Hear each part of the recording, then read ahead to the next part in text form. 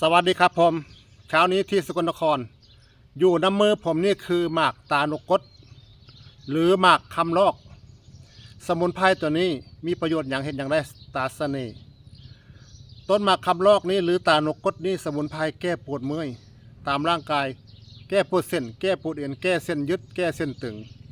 บำรุงร่างกายได้อย่างดีนะพี่น้องเด้อเดี๋ยวผมจะพาพี่น้องมาเบิ่งเม็ดของเพิ่นใกล้ๆนะพี่น้องเนาะผมมีแต่เม็ดเพิ่นนะพี่น้องเด้อ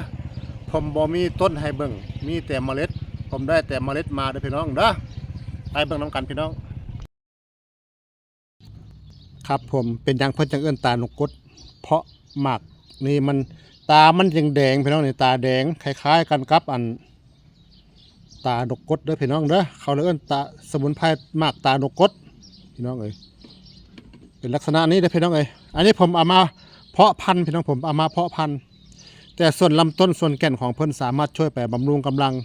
ได้อย่างดีแก้ปวดเมื่อยได้อย่างดีได้พี่น้องเด้อเพิ่นยังสามารถช่วยไปบำรุงตับพี่น้องเอ้ยบำรุงตับได้อย่างดีได้พี่น้องเอ้ย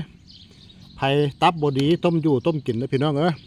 แก่นของเพิ่นยังสามารถช่วยไปบรรเทาอาการหอบหืดได้อย่างดีได้พี่น้องเด้อให้ท่านสังเกตบางหมากของเพิ่นเม็ดของเพิ่นเป็นลักษณะนี้พี่น้องเอ้ยเขาเลยเรียกสมุนไพรตานกกดพี่น้องเด้อบำรุงเลือดบำรุงโลหิตแก้กระสายไตพิการไตบดีไตเสื่อม